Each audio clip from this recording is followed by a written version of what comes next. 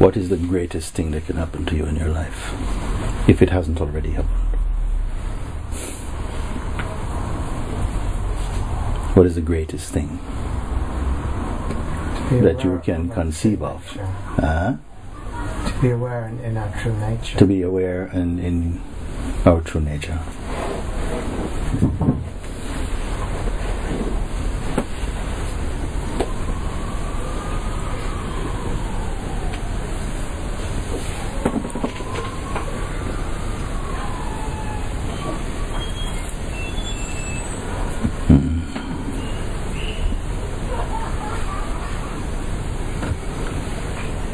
It's not happened yet?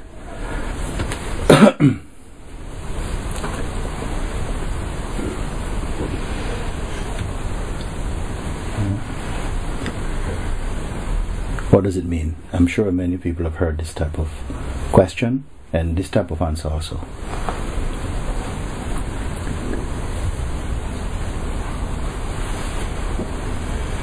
To be aware of our true nature and to be established in it, you say? Something like this? Huh? Yes, to remain in it. To remain in it.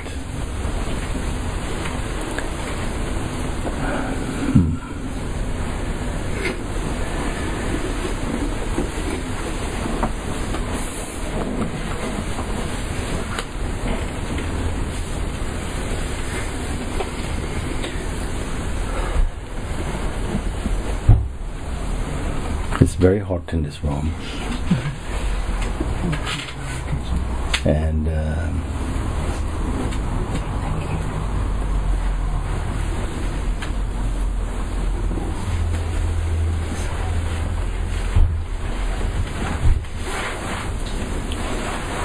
if you get the gist of what I am pointing to today, you can leave early. You don't have to be in the sweat box. Huh? You say perhaps the highest boon, the highest gift, the highest attainment, the highest achievement, perhaps in your view, is to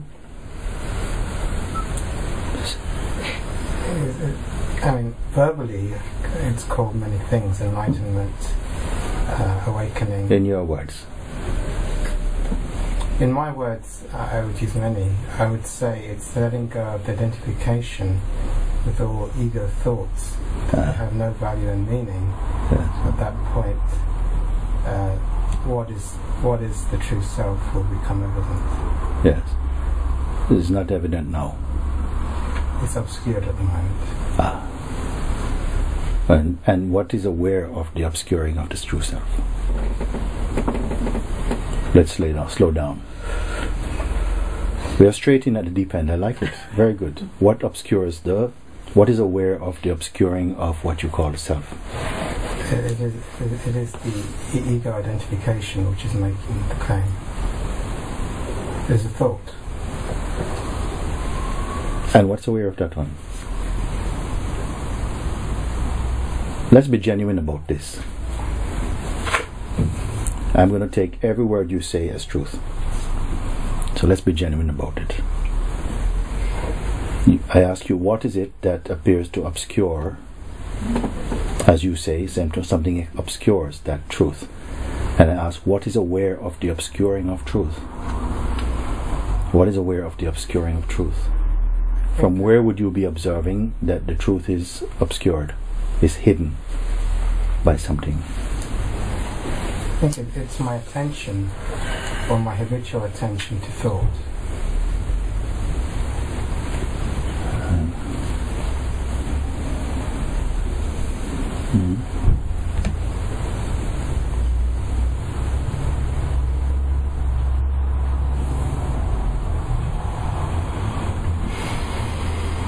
You sure you're not just making all of this up?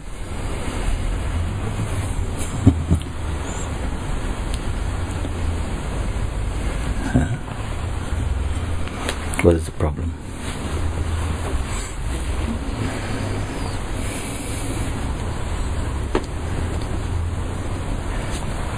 I think the sound outside has gone down a bit. Can we open the door, you think? I'm sure everybody will be happy for this. Okay.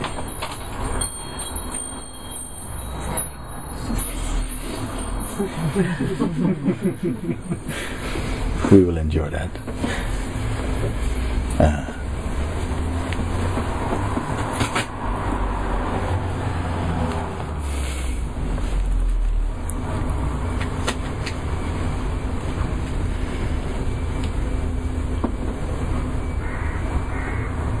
You know what is happening? I invite all of you to come here today. I want to meet you as the Buddha. I don't want to meet you as anything else. You came here by invitation. I have no time to meet anything else apart from the Buddha. So you show yourself.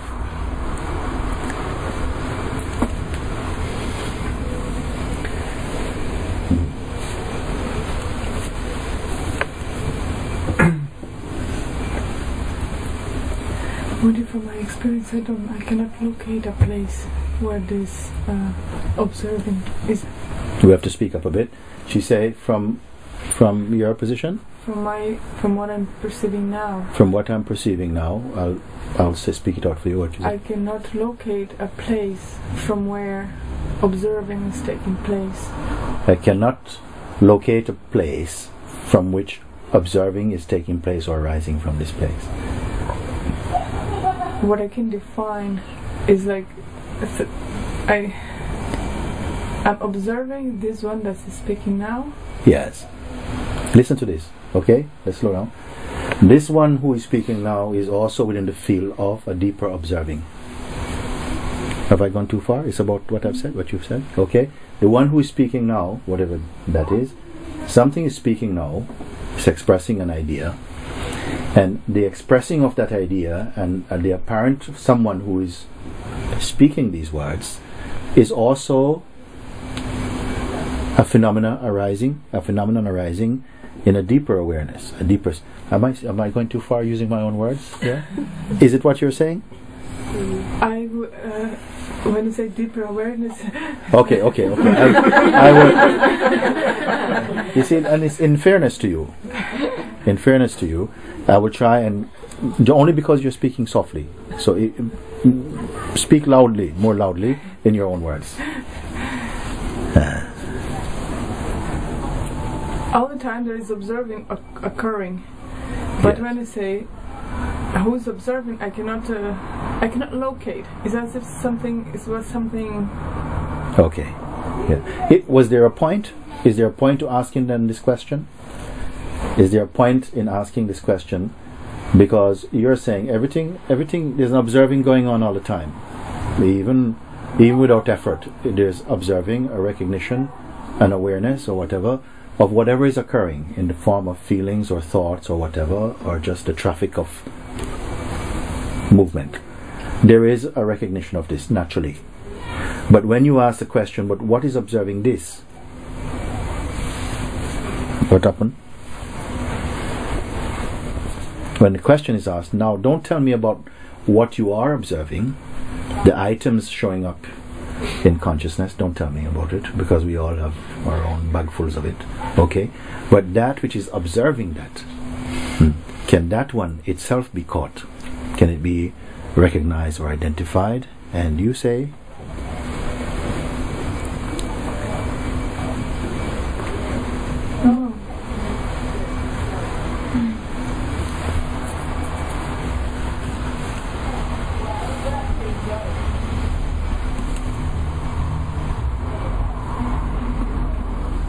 then I get confused. Then confusion comes.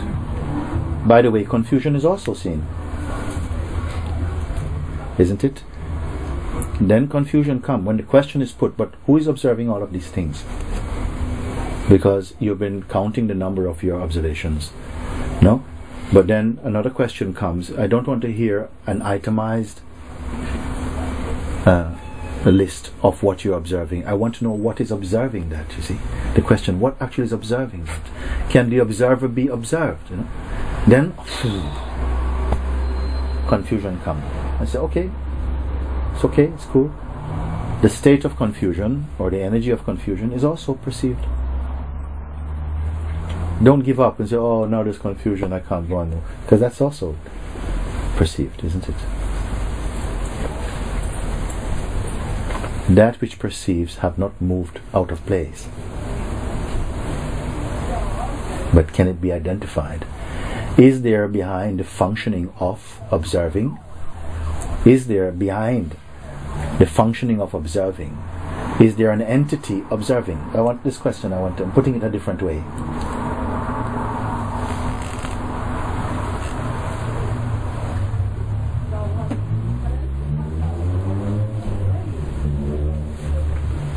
Can somebody fit there? You reckon? You come in. You come in. Okay. While she's coming in, keep on. Let's keep on. I really want to get to the bottom of this. And it would be nice if we get to the bottom of this together here, now.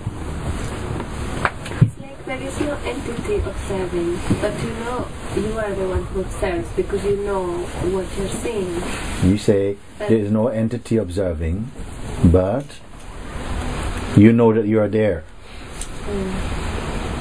But also not as the one you often think of yourself as. Okay, you are there, but not as the one that normally you conceive yourself to be. You are there. This one is seen. Yeah, something is there. Presently you're calling it, you say, I am there, I am there. But this I is not the regular I, it's not the personality. Is that what you're feeling, saying? No, not any sort of idea about there's something is there. Gotcha.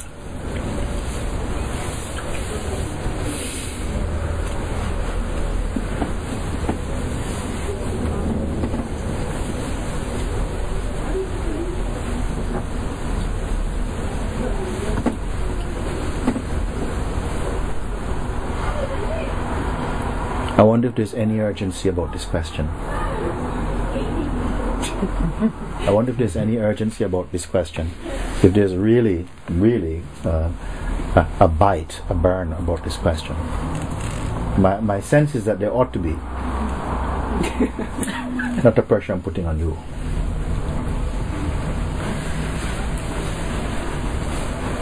Many of you have heard this type of question. Perhaps you have conducted your own introspections, your own contemplations about it. I want to know what you found.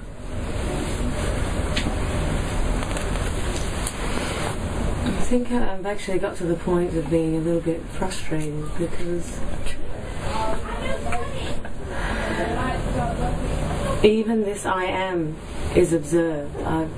This is my experience. Okay, we close the door just for a minute so we don't miss, and then we can open again. We'll take puffs of air every now and again. That's urgent. Okay. Even when it's seen that the I am is seen, I'm wondering why I'm still here.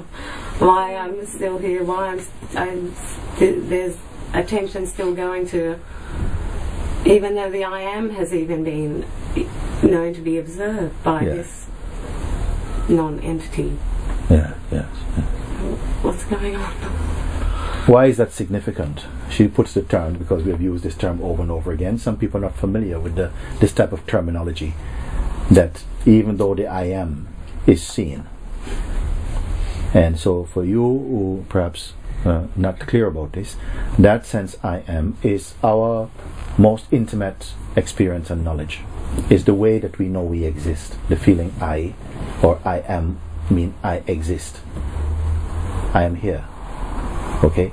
That must be the root experience, the root taste or the root knowledge. I am. Only after this I am is present, then somehow some modification can take place, some belief can happen, some sense that I am, and quickly after the sense I am, the sense of existence, the sense of being is present, the next earliest concept is I am the body. That comes. Whether you can remember anybody teaching you this or usually in infancy, we begin to absorb this impression or this belief that I am the body. It seems perfectly natural for all the human beings, not just human beings, all sentient beings. Even a mosquito feels I am this body, or a worm. So it seems like the very presence of sentience, of intelligent existence, seem unavoidably attached to the idea I am the body, which is the vehicle through which consciousness can experience diversity and everything like this. So it seems like an inevitable association. The I am, quickly then I am the body. And when the I am becomes I am the body, bucket loads of other concepts can be admitted onto that basic identification. I am this body. I am this body, I am this person, I am different from that person. Once the feeling I am this body is there, then you can come into existence. First the I come into existence self-consciously, then the sense you, mean other than I, arises in another body, also calling itself I. I just want to say this, we don't have to go too deeply. So that taste, that experience, I exist, which is common to all beings, irrespective of whatever religion or non-religion or belief system you come from. That constant beating is the feeling I exist. And after this I exist, then you can open up your folder and we see what's in it. You're saying now that even this pure knowledge, the feeling I am, not I am the body yet, but prior to even the formation of the idea I am the body, just that pure taste, the pure feeling I am, I exist, pure. It's not a man or woman, beyond man or woman, beyond religion, beyond belief, beyond knowledge, the pure unassociated being that manifests as that voice within you, the feeling I am. You're saying that even that most exquisite knowledge is itself perceived. I don't want to skip over this type of thing. You don't hear this type of message, this type of admission, this type of statement anywhere. Not in the pub, not in school, not even in church, not temple, nobody's saying.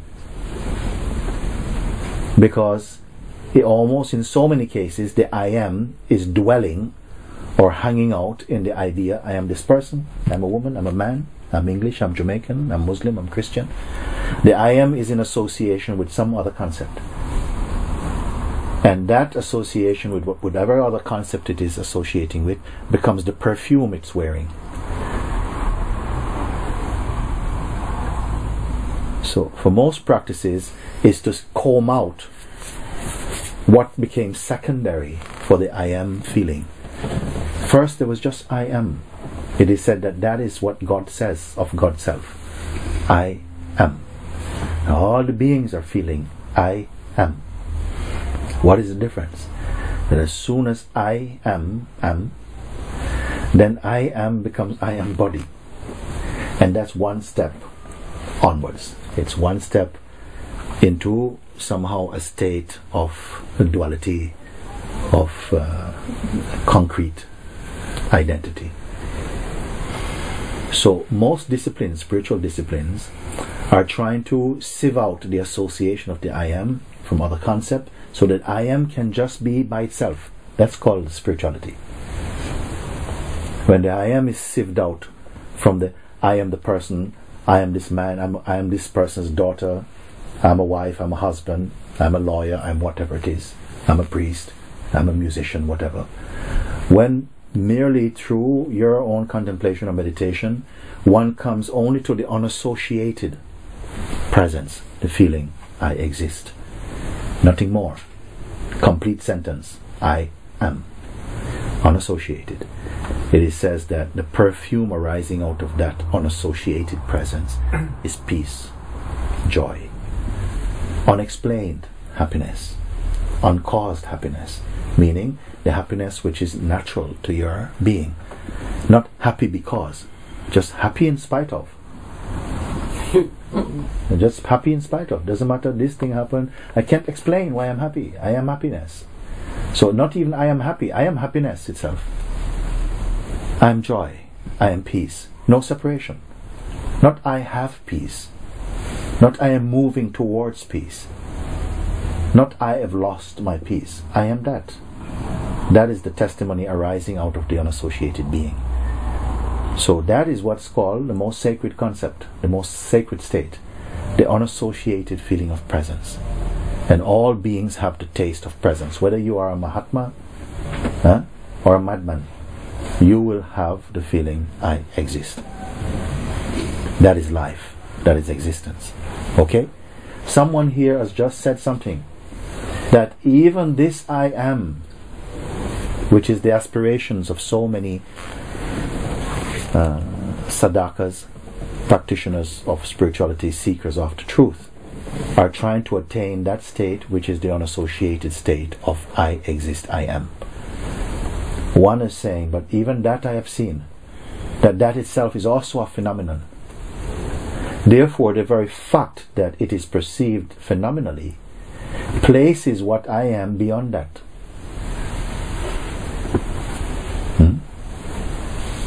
Is that impertinent? How rude. Who can say such a thing? Or is it our natural existence, our natural experience, or what? Or is it that you couldn't possibly say such a thing because it would just make you seem as though you are being above? Or is it our natural state? Now you say, in spite of seeing and perceiving that even days the feeling I exist is perceived, therefore naturally the perceiver of that I am must be beyond.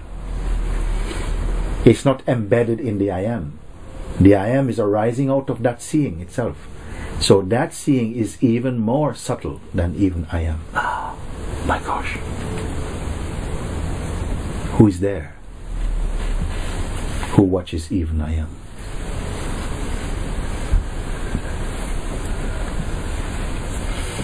Don't you know you are? Don't we know that we are, that we exist? We know. Naturally, nobody has to teach you, listen, you exist. Do you know this? No, you exist. Naturally, spontaneously you know that you exist. And like you know now, you are conscious also. Like you say, now we will all put our hands up, Are we in the dreaming state or the waking state? And mostly we say we're in the waking state actually. We're in the state where consciousness is present. Okay? We are conscious. We're not saying we are consciousness, we're saying we are conscious. What is aware of consciousness?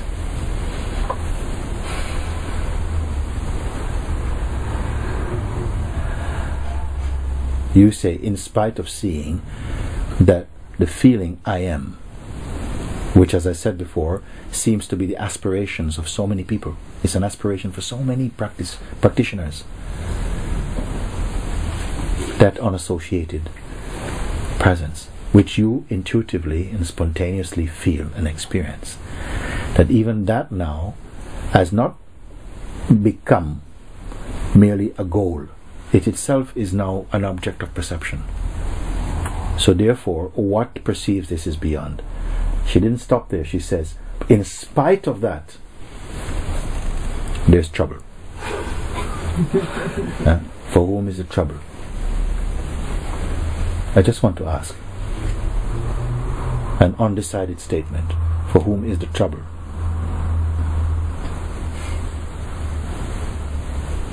No cynicism at all.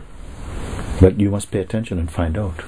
You say, even the sense I am arises in me, but still there is a sort of trouble. So I try to identify for whom is the trouble. I don't dispute that the sense of trouble, some irritation, some noise can come, moods can come. Yeah, that's what I'm asking you. The moods come because the I am, nobody can get rid of I am. As long as the breath is in the body is there, and consciousness is present, you see, nobody can control entirely the thought activity. It will come, it will manifest. isn't it? My advice, don't try and stop it. My advice would be, don't try and stop this. In India, they say, it is like trying to keep a dog's tail straight. Let it go. Okay? It's trying to straighten the tail of a dog. It will not stay straight. Okay? Don't try and stop the mind from arising. Of course, there are some practices which can give you some temporary relief from this. But a much more natural and simpler way, rather than focusing on trying to control the mind, which, funnily enough, sometimes have the contrary effect of energizing mind activity, because mind functions beautifully with resistance. So rather than trying to control and suppress the mental activity, that movement, say, pay attention to what watches mind. Never mind the mind, pay attention to what watches the mind. Why would you want to control mind? Because you feel that unless you control mind, you'll be having trouble. This is not true. The very trying to control mind gives you trouble.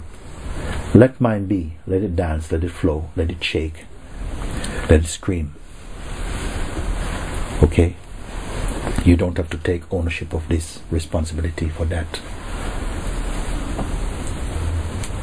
Mooji, you've talked a lot in the past about forget about it. And it's been, for me, a really quite a formidable tool to use to manage the sliding scale, if you like, of kind of feeling quite grounded and anchored back in absoluteness, but seeing this personality acting out. Yes. And the forget-aboutness, yes, this controlling of the mind, yes, capability has been keep chopping it off. Yeah. And it's worked.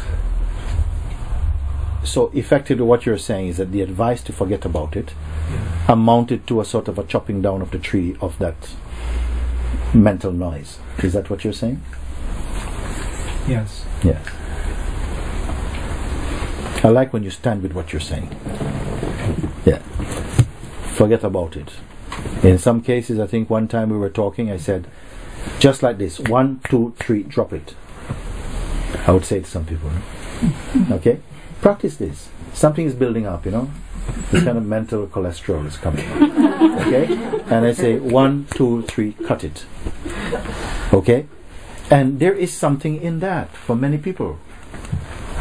They found it a very practical tool. 1, 2, 3, drop. Don't work it out. Don't work it out. Don't massage it. Don't try to be nice to the mind or something. Just cut. And you find that somehow for some people this has been tremendously helpful.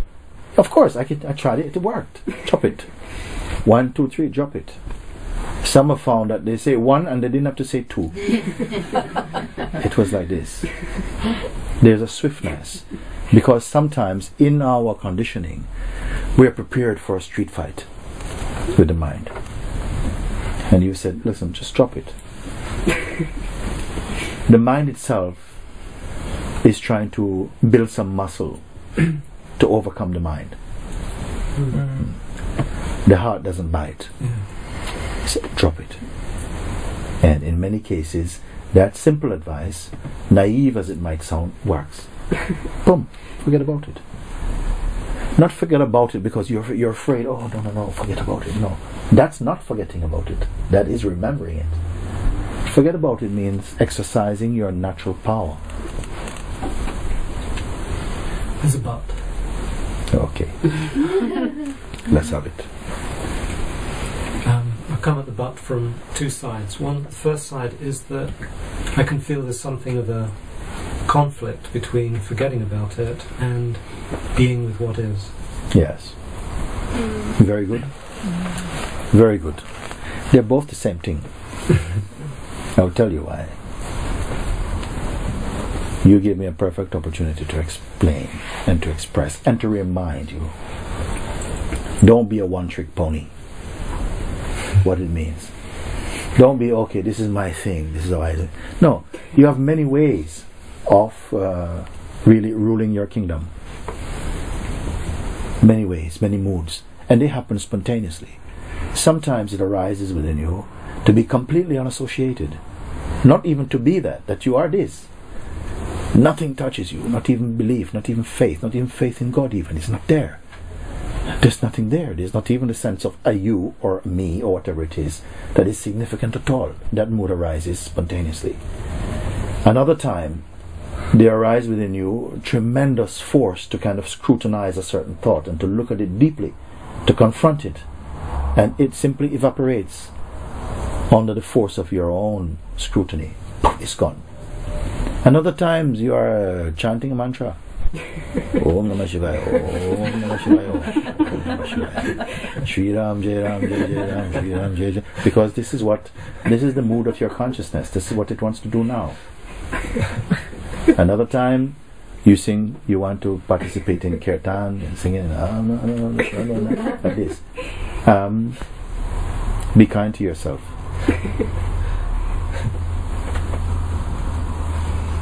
All of them are aspects of your expression. There are many ways into really the dissolution of that ego state. They're all happening sometimes spontaneously. So if I say forget about it, because I like the idea, it's quick, it's nice, forget about it. I see someone getting into a position, I say forget about it, huh? Yeah, forget about it. Okay? And in many cases that advice is heeded and immediately a brightness prevails in you. In another time I might say, no, stop trying to remember or forget, just to allow, it's okay. Today there's a strong mood of sadness there. Let it be. Let it be. Why not? Why do you say it should not be? To say it should not be is to create conflict. There's space enough for it. There's ample room in the expanse of being for every thought, every movement to have its expression and to naturally exhaust its expression and go back into emptiness. Don't be watching your clock waiting. Let it happen. Isn't it? So they are both the same thing.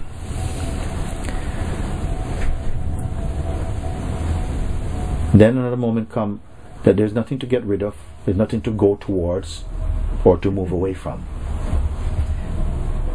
There's nothing to do. And this is also perfect in that moment. You're all your infinite capacity to see and to recognize and discover your own self. No conflict.